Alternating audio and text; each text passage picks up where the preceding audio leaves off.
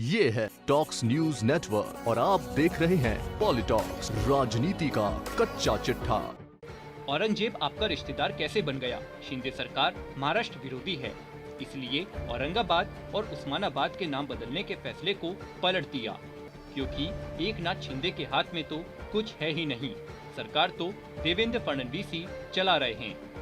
ये बयान है शिवसेना के राज्यसभा सांसद संजय रावत का। दरअसल महाराष्ट्र के मुख्यमंत्री एकनाथ शिंदे ने अपनी पिछली कैबिनेट में पूर्व मुख्यमंत्री उद्धव ठाकरे द्वारा लिए गए नाम को बदलने के फैसले पर रोक लगा दी है। इस्तीफा देने से पहले ठाकरे ने अपनी अंतिम कैबिनेट में औरंगाबाद का नाम संभाजी नगर, उस्मानाबाद का धाराशिव और नवी मुंबई अंतर्राष्ट्रीय हवाई अड्डे का नाम डीबी पाटिल के नाम पर रखने की घोषणा की थी।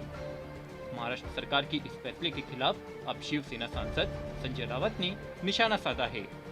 आपको बता दें, अपने 2 दिन के नागपुर दौरे पर निकले संजय रावत ने मीडिया से बात करते हुए कहा कि महाराष्ट्र की इस नवनिर्मित सरकार पर तो सुप्रीम कोर्ट की तलवार लटक रही है। हिंदुत्व के मुद्दे पर सरकार बनाने वाले लोगों ने ऐसा फैसला लिया है जो कि पूरी तरह से महाराष्ट्र विरोधी है। यह फैसला ही नहीं, ये सरकार भी महाराष्ट्र विरोधी है। औरंगजेब आपका रिश्तेदार कैसे बन गया?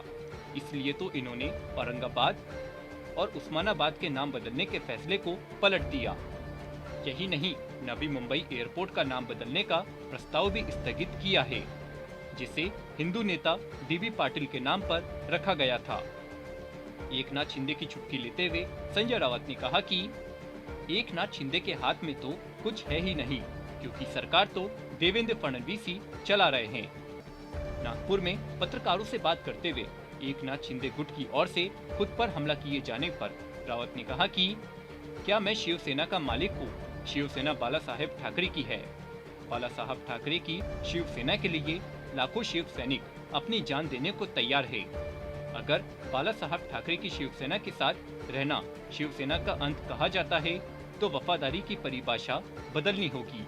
इस दौरान संजय रावत ने बड़ा दावा करते हुए कहा कि शिवसेना एक बार फिर से राज्य की सत्ता में आएगी, क्योंकि जो शिवसेना को खत्म करना चाहते थे वे भाजपा के साथ गए हैं।